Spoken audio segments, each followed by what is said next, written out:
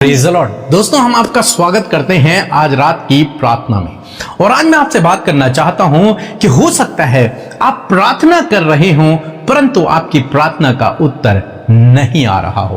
काफी लंबे समय बीत चुका है लेकिन प्रार्थना का उत्तर नहीं आ रहा है, जिस कारण आप डर रहे हैं, घबरा रहे हैं, चिंतित हो रहे हैं, परेशान हो रहे हैं कि अब क्या होगा। मैं प्रार्थना भी कर रहा हूं परंतु उत्तर नहीं आ रहा है, अब मैं क्या करूं, कैसे ये काम होगा।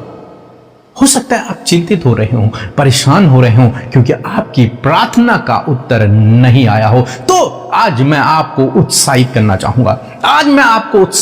चाहूंगा, कि परमेश्वर आपकी प्रार्थना का उत्तर देंगे। परमेश्वर वादा करते हैं आपसे कि वो आपकी प्रार्थना का उत्तर देंगे। एक वचन हम लोग पढ़ेंगे, दानियेल की किताब उसका 10 अध्याय और 12 पद, जहां पर कुछ इस प्रकार से लिखा है। फिर उसने मुझसे कहा, हे दानियेल, मत डर, क्योंकि पहले ही दिन को जब तूने समझने बूझने के लिए मन लगाया और अपने परमेश्वर के सामने अपने को दीन किया, उसी दिन तेरे वचन सुने गए और मैं तेरे वचनों के कारण आ गया हूँ।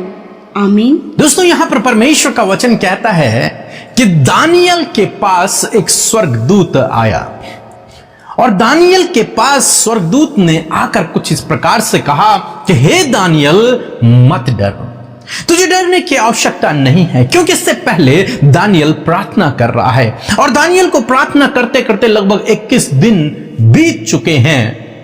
और आज स्वर्गदूत जिब्राइल दानियेल के पास पहुंचा है और दानियेल से कह रहा है कि तुम मत डर, तुझे डरने की आवश्यकता नहीं है। यदि तेरी प्रार्थना का उत्तर अभी तक नहीं आया है, तुझे डरने की आवश्यकता नहीं है। आज आपसे भी मैं कहूंगा कि डरे नहीं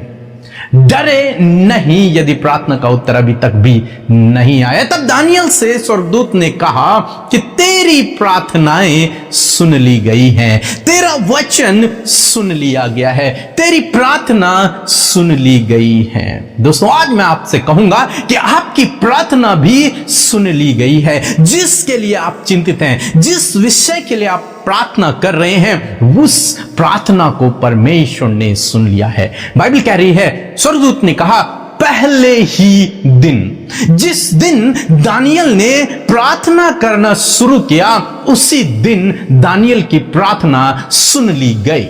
और आज मैं आपसे भी कहूंगा, आपको भी उत्साहित करूंगा कि जिस दिन आपने प्रार्थना करना शुरू किया, उसी दिन परमेश्वर ने आपकी प्रार्थना को सुन लिया। उसी समय परमेश्वर ने आपकी प्रार्थनाओं को सुन लिया है। किस दिन से? दानियेल से स्वर्गदूत ने कहा कि जिस दिन तूने मन लगाया समझने और बूझने के लिए, क्या? परमेश्वर के उन गूढ़ भेदों को, परमेश्वर के उन दर्शन की बातों को, जब दानियेल ने अपने मन को लगाया, जिस दिन से वो परमेश्वर के सम्मुख बैठना उसने शुरू किया, जिस दिन से उसने परमेश्वर से प्रार्थना की कि प्रभु इस दर्शन की बात को मुझे समझा, इस गूढ़ भेद को मुझे समझा, उसी दिन परमेश्वर ने उसकी प्रार्थनाओं को सुन लिया और उसकी प्रार्थना का उत्तर भी दे दिया। उसी दिन परमेश्वर ने सुन लिया। दूसरी बात, स्वर्गदूत कहता है कि जिस दिन तू नम्र हुआ, जिस दिन तूने अपने आप को नम्र किया, उसी दिन परमेश्वर ने तेरी प्रार्थनाओं को सुन लिया। यहां पर हम 3 बातों को देखते हैं। पहली बात कि जिस दिन तूने मन लगाया समझने और बूझने के लिए, परमेश्वर के गूढ़ भेदों को, उन रहस्यों को, उन दर्शन की बातों को, उन बाइबल की बातों को समझने के लिए जिस दिन से तूने अपने मन को लगाया है, नंबर 1। नंबर दूसरी बात कि जिस दिन से तूने अपने आप को नम्र किया है।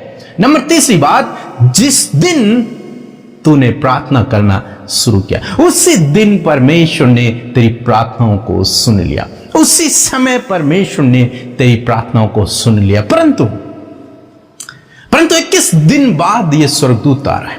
पहले दिन प्रार्थना सुन ली गई, लेकिन यह स्वर्गदूत कहता है, यदि आप आगे पढ़ेंगे तो 21 दिन तक दुष्ट ने उसे रोका रखा, उसकी प्रार्थना को रोके रखा, ताकि वो प्रार्थना का उत्तर दानियेल तक न पहुंचे। वो स्वर्गदूत परमेश्वर के उन गूढ़ रहस्यों को लेकर दानियेल तक न पहुंचे, इसलिए उसने उसे रोके रखा। परंतु ये जिब्राइल कहता है कि मिकाएल दूसरा स्वर्गदूत मेरी सहायता के लिए आया, उसने मेरी सहायता की।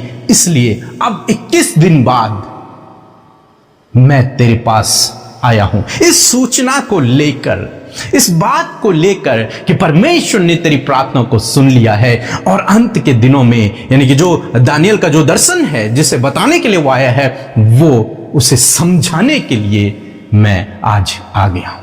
21 दिन तक रोके रखा, लेकिन दानियल इंतजार करता रहा, दानियल प्रार्थना करता रहा। परमेश्वर ने उसकी प्रार्थना को हालांकि पहले ही दिन सुन लिया, यह दानियल को नहीं पता। जब स्वर्गदूत आया तब उसने उसे बताया कि पहले दिन तेरी प्रार्थना को सुन लिया गया था। तो निराश मत हो, तो चिंतित मत हो, तो परेशान मत हो, तो डर मत, पहले ही दिन सुन लिया गया था, लेकिन उस दुष्ट ने मुझे रोके रखा। तब मेरी सहायता के लिए मिकाएल आया, उसने मेरी सहायता की और अब मैं तेरे पास पहुंच गया हूं। दोस्तों, आज शाम में मैं आपसे कहूंगा, परमेश्वर ने आपकी प्रार्थनाओं को सुन लिया है। आज ही परमेश्वर ने आपकी प्रार्थनाओं को सुन। जब आप हमारे साथ में मिलकर प्रार्थना करेंगे, प्रभु आज ही आपकी प्रार्थनाओं को सुन लेगा। बस आपको क्या करना है? आपको दानियल की तरह वेट करना, इंतजार करना है परमेश्वर के समय का, जब वो सही समय पर आपके जीवन में उस उत्तर को लेकर के आएगा। उसके लिए आपको इंतजार करना है, धीरज धरना है। परमेश्वर आपके पास आकर अपने दूत को भेजकर आपके जीवन में उस अद्भुत आश्चर्य कर्म को करेगा, आपकी प्रार्थना का उत्तर देगा। 19 पद में हम लोग देखते हैं क्या कहता है परमेश्वर का वचन। और उसने कहा, हे अति प्रिय पुरुष, मत डर, तुझे शांति मिले, तू दृढ़ हो, तेरा हियाव बंधा रहे। जब उसने यह कहा तब मैंने हियाव बांधकर कहा, हे मेरे प्रभु, अब क्या है, क्योंकि तूने मेरा हियाव बंधाया है। आमीन। दोस्तों, परमेश्वर का वचन कहता है, हे अति प्रिय पुरुष, परमेश्वर आपसे प्रेम करता है। स्त्री और पुरुष दोनों, परमेश्वर आपसे प्रेम करता है। वो अति प्रिय आपको कहता है, वो आपसे प्रेम करता है। कहता है कि तू हियाव बांध, दृढ़ हो जा, तुझे तू डर मत, तू परेशान मत हो, तू चिंतित मत हो, तू निराश मत हो। परमेश्वर आपको दृढ़ करेगा, मजबूत करेगा, सामर्थ्य से भरेगा। हियाव न छोड़ें, प्रार्थना में लगे रहें, स्थिर बने रहें, विश्वास में बने रहें। परमेश्वर का वचन आज शाम में आपसे कहता है, जिस परमेश्वर पर आप भरोसा करते हैं वो प्रार्थनाओं को सुनने वाला परमेश्वर है। पहले ही दिन प्रार्थनाओं को सुनने वाला परमेश्वर है। अपने लोगों के लिए अद्भुत आश्चर्य कर्मों को करने वाला परमेश्वर है। आपके लिए लड़ने वाला परमेश्वर। आज मिकाएल आया और उसने दानियल के लिए उस दुष्ट से युद्ध किया। वो आपके लिए भी युद्ध करेगा, वो आपकी ओर से लड़ेगा, वो आपसे प्रेम करता है, आप उसके लिए अति प्रिय हैं। इसलिए निराश न हो, चिंतित न हो, परेशान न हो। प्रभु आपकी प्रार्थना का उत्तर आपके जीवन में देंगे। उन्होंने पहले ही दिन आपकी प्रार्थना को सुन लिया है। परमेश्वर का वचन कहता है, तुझे शांति मिले। परमेश्वर आपको शांति दे, परमेश्वर आपको धीरज दे, परमेश्वर आपको संयम दे।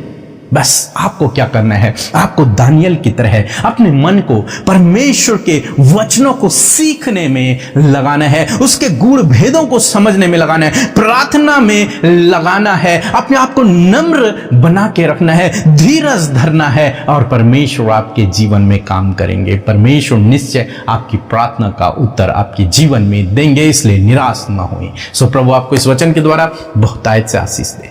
आमीन।